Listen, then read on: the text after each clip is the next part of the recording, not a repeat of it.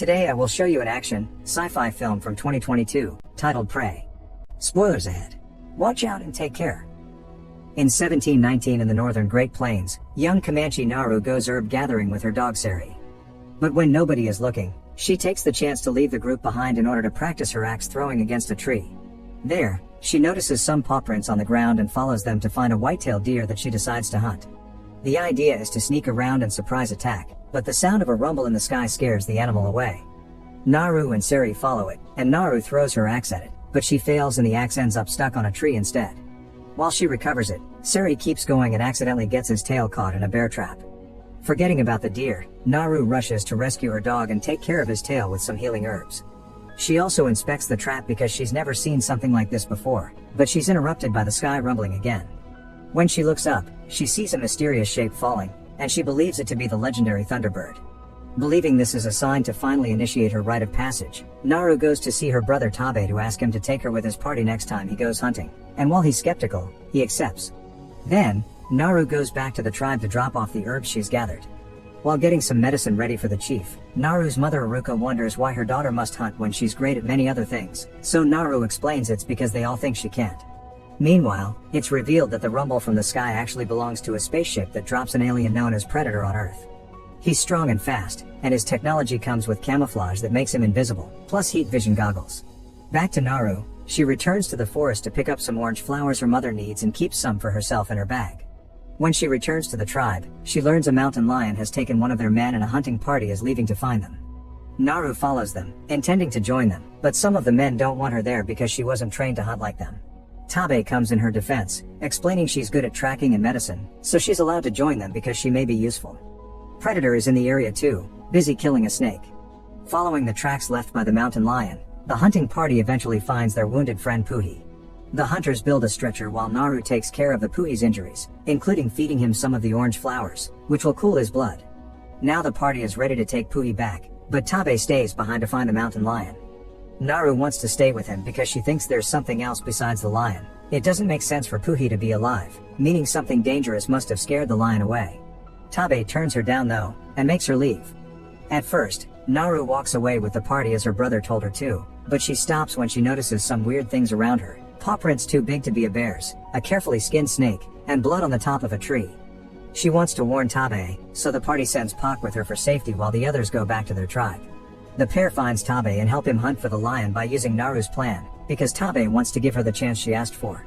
While Tabe lays down the bait, Naru and Pak climb a tree to wait for the lion, and the meeting comes sooner than expected. The lion jumps high enough to push Pak off the tree and kill him, then it jumps on a branch to go after Naru. She slowly steps back as she tries to defend herself with a spear, but suddenly, she gets distracted by the rumble in the sky again. This gives the lion the chance to come after her, throwing her off the tree and knocking her out. When Naru wakes up later, she's back in the tribe, and Aruka explains Tabe dragged her back. Puhi has survived thanks to her medicine too, so Aruka thinks Naru should perhaps dedicate her life to medicine instead of hunting. Their conversation is interrupted when Tabe returns with the lion's body, an achievement for which he's honored by the chieftain. Naru is still sure there's something more dangerous in the woods and wants to go after it, but Tabe doesn't let her. She's already tried hunting and failed. It was all him who brought the lion back.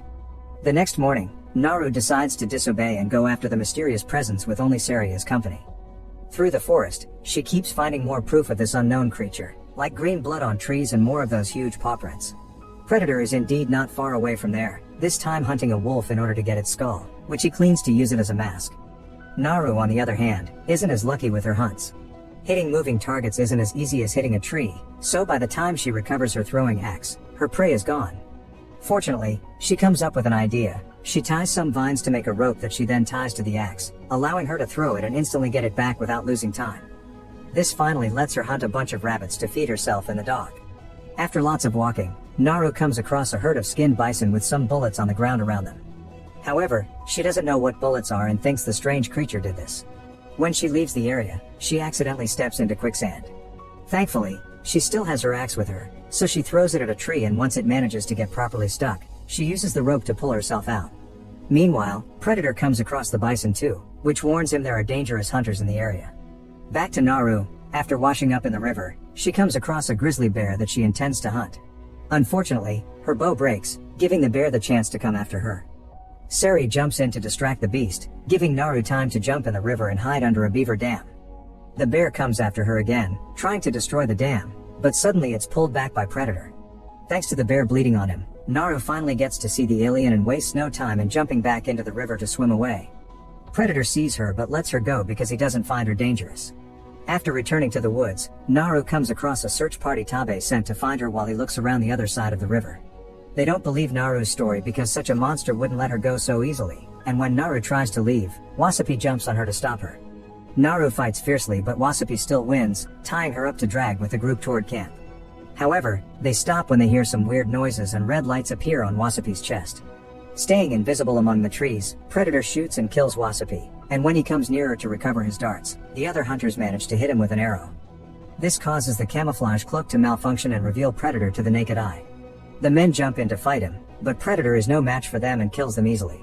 While he's distracted fighting, Naru approaches Wasapi's body to recover her things and cut off the rope, allowing her to run away. When she makes it to an open field, Naru comes across a hunter that had scouted ahead. He wants to fight back, but soon the red lights appear on his body too. Knowing what they mean now, Naru begins running away as Predator jumps on and kills her fellow tribesmen. She's so concentrated on keeping her eyes on the enemy that she doesn't see a bear trap on the ground and gets her leg caught in it.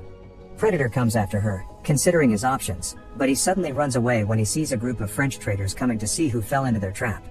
The traders knock Naru out, and when she wakes up later, she finds herself in a cage at their camp. Sari has come looking for her, but he's caught and tied up as well. All the traders are wearing furs, and Naru realizes they were the ones that killed the bison. One of these men, called Raphael, knows how to communicate with her and asks her for information on Predator, who he thinks is a hunter looking for the strongest opponent. Naru tells them nothing, causing the traders to decide to reveal they've also captured Tabe and now they're hurting him to make him smell of blood. Then, Tabe and Naru are tied to a tree as prey to attract Predator so the traders can shoot him from their hiding spots. However, the traders didn't take into account Predator's camouflage, and he approaches them without them knowing to start killing them one by one. Tabe worries when he hears the screaming, but Naru explains to him that Predator doesn't want bait because he hunts differently, and he's always let her go because he doesn't consider her a threat. To make her feel better about her hunting abilities, Tabe confesses he only managed to kill the lion because he had followed Naru's plan, so she did do something back then. Their conversation is interrupted when Predator roars in anger as his leg gets caught in a bear trap. The French traders immediately go after him, but Predator quickly recovers, and after tossing the trap away, he begins killing them with a variety of advanced weapons plus a shield that protects them from their bullets. The tossed trap lands near the tree, allowing Naru to use it to cut off the rope. Now free, Tabe leaves to find some horses and Naru goes to rescue Sari while Predator takes out most of the remaining men with a grenade. At the French camp, the traders are picking up their things to flee, and they intend to kill Sari. Naru jumps in to fight them and kill them all, and once she frees her dog, she sends him to find Tabe. Then she begins applying herbs to her injuries, and that's how Raphael finds her. He's missing a leg, so he asks for a deal. He'll give her his flintlock pistol and teach her how to use it in exchange for medicine. Naru accepts and shares her orange flowers with him. She also gets to keep the piece of alien technology she finds on his leg. Meanwhile, Predator is taking care of his own injuries before going to the camp as well. Naru hears him coming and quickly hides while Raphael pretends to be dead. Thanks to the orange flowers cooling his blood, the trick actually works and Predator can't see it until he accidentally steps on Raphael, making him scream. Predator quickly kills him as Sari shows up to attack, but before the dog can be shot, Tabe shows up too, riding a horse. He manages to hit Predator on the head once, and by riding quickly in circles he can dodge the alien's shots. After failing to use the pistol correctly, Naru yells at Predator to distract him, allowing Tabe to jump off the horse and land a hit on him. Now Predator and Tabe fight hand to hand, and since Tabe is such a good warrior, Predator decides to put on his camouflage to gain an advantage. He attacks Tabe from behind to kill him, but Tabe doesn't give up and holds onto Predator's leg to give Naru time to run away. Back in the tribe, another search party returns to give Iruka bad news. They couldn't find her children. Iruka grieves for them at the same time Naru reaches the river and washes while crying over her brother's death. Sari finds her and lets her know about a French man still in the area, so Naru uses the alien weapon he took from Raphael to knock this man out. When he wakes up later, the man finds himself in a camp where Naru is preparing herself to hunt Predator. She's painted her face and eaten some of the orange flowers to cool her blood. She's also allowed the French man to keep his pistol, although it's empty. However, his screams attract Predator, who sees the armed trader as a threat and comes closer to kill him. He completely ignores Naru because he can't see her, so Naru takes the chance to shoot him from behind. A pistol isn't enough to kill him, but it makes him drop the mask, which Naru grabs before running away towards the area where she's prepared a trap. Predator follows a trail of blood that Naru left behind on purpose, and when he comes closer, Naru jumps on him to fight him hand to hand. After exchanging a few blows and protecting herself from his shield by hiding among rocks, Naru orders Seri to run by as a distraction and manages to push Predator into the quicksand she had fallen into before. This is obviously not enough to kill him, but Naru is ready. When Predator resurfaces and shoots, Naru quickly moves away and lets the projectile hit the mask she left there earlier. This makes the projectile rebound and kills Predator instead. The next morning, Naru returns to the tribe with Predator's head and the pistol, which is revealed to be Harrigan's weapon from another Predator story. Naru warns her tribe they need to leave before the white men come for them, but first, everyone honors her hunt the same way they had done for Tabe. Unknown to them, more Predator ships are about to land on Earth. Make sure to subscribe and turn on notifications so you can watch more videos like this. Thanks for watching.